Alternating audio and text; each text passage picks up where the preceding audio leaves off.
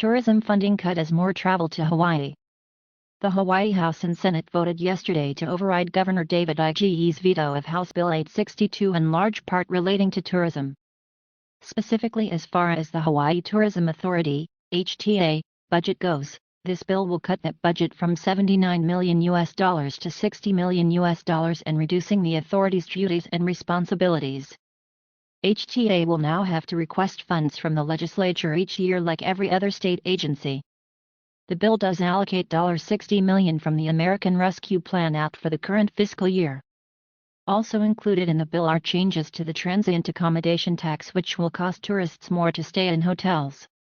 House Bill 862 also repeals transient accommodation tax allocation to the counties and authorizes them to establish a county transient accommodations tax at a rate not to exceed 3% on top of the state's hotel tax of 10.25%.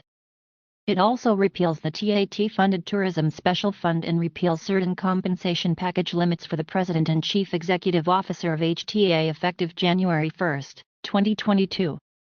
This is HTA's primary source of revenue. In addition, it repeals HTA's exemption from the Public Procurement Code and also decreases transient accommodations tax allocation to the Convention Center Enterprise Special Fund. State Representative Sylvia Luke, D., representing Punchbowl, Pauoa, and Nuuanu, stated that overriding the veto is in essence charging tourists so they can help pay for the resources that they use. She said the transient accommodations tax or hotel tax increase of 3% will accomplish this. In addition, rental car tax will be raised in the name of sustainable tourism management. State Representative Jean Ward, R., representing Hawaii Kai and Kalama Valley, voted against overriding the bill, saying the bill is essentially sending HTA the message that they don't like the way they are managing their part in Hawaii's tourism.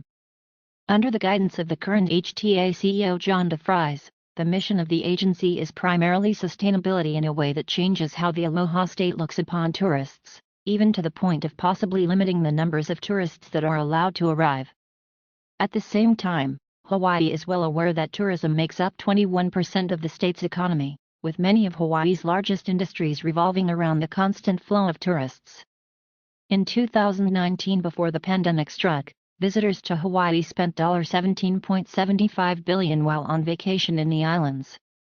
Representative Ward said that basically what this bill does is punish HTA for successfully bringing back tourism to the islands following the COVID-19 pandemic.